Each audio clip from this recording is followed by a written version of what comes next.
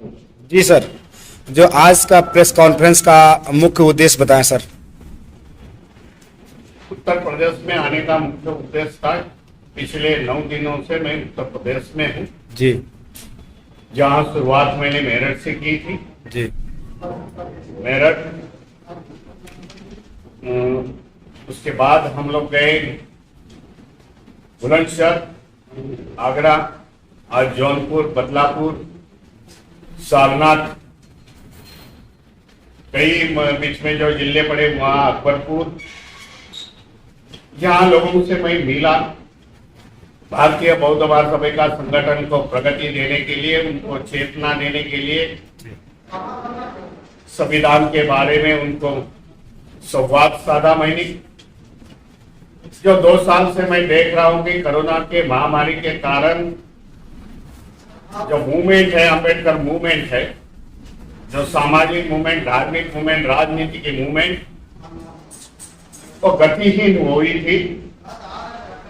उसको फिर से गति प्राप्त करने के लिए मैं इस उत्तर प्रदेश में आया हूं।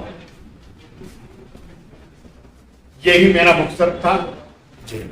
दूसरी बात यह थी कि कुछ जिलों में मैंने संविधान यात्रा शुरू की, धम्म यात्रा शुरू की।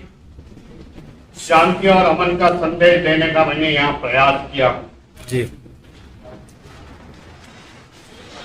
पिछले सालों से देखा जाए, यहाँ से जो सरकारें हैं, जो राज्य सरकारें हैं, उसमें विषमता ज्यादा फैली हुई थी। और विषमता कम करने के लिए भगवान गौतम बुद्ध का शांति का मार्ग, न्याय का मार्ग, समता का मार्ग दिखाना जरूरी है, मैं समझता हूँ। दूसरा यहाँ मकसद मेरा ये था कि जो लखनपुर खीरी में जो घटना हुई,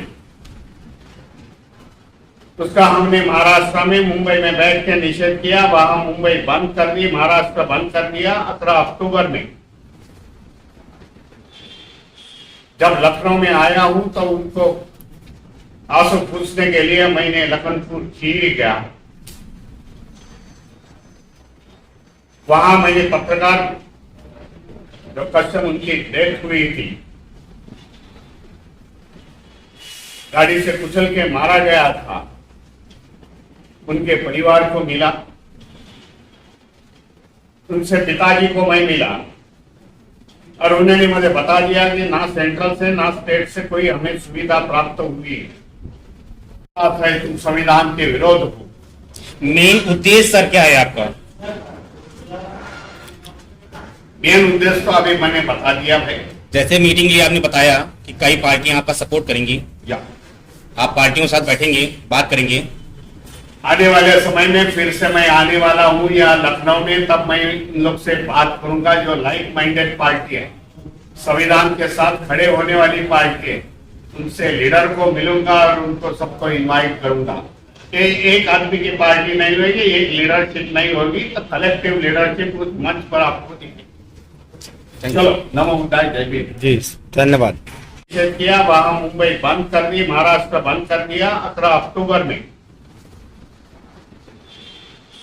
जब लखनऊ में आया हूं तो उनको आंसू पूछने के लिए मैंने लखनपुर खीरी गया। वहां मैंने पत्रकार जो कस्टम, उनकी डेथ हुई थी, गाड़ी से कुचल के मारा गया था, उनके परिवार को मिला। उनसे पिताजी को मैं मिला और उन्होंने मुझे बता दिया कि ना सेंट्रल से ना स्टेट से कोई हमें सुविधा प्राप्त हुई। घर में देखी तो बच्ची छोटी है, 2.5 साल की बच्ची है, एक 10 साल की बच्ची है। तभी हमें उनके पिताजी को आश्वासित कर दिया कि भाई इनकी जिम्मेदारी, एजुकेशन की जिम्मेदारी स्टेट गवर्नमेंट नहीं लेती है, तो हम लोग की संस्था यहाँ की लेगी।